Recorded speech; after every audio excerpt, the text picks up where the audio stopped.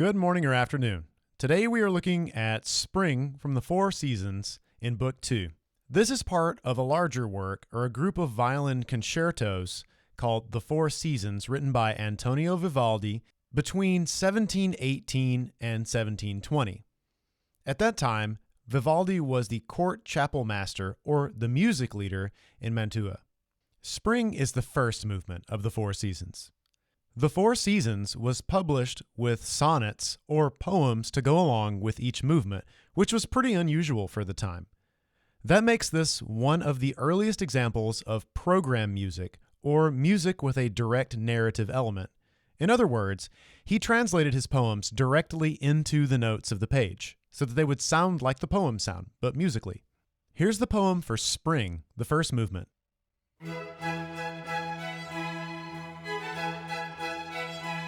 Springtime is upon us. The birds celebrate her return with festive song, and murmuring streams are softly caressed by the breezes. Thunderstorms, those heralds of spring, roar, casting their dark mantle over heaven. Then they die away to silence, and the birds take up their charming songs once more. Looking at the piece of music itself, the first thing that you should look at is the key signature as always, and you're going to see that this is in the key of concert F. Also, allegretto, which in my brain translates to mini allegro, so this is going to be around the neighborhood of about 100 beats per minute, maybe 110. And another big thing, the cent sign at the beginning means cut time, which is 2-2.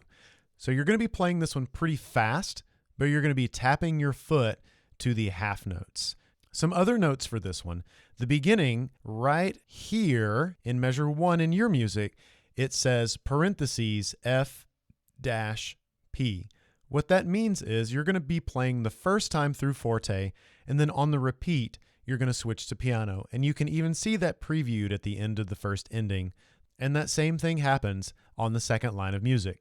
Try to play this lightly because this was originally a piece of music written for strings. Clarinets, I see that yours is kind of all over the place. You start very low, going all the way down to a low G, and then it goes up an octave.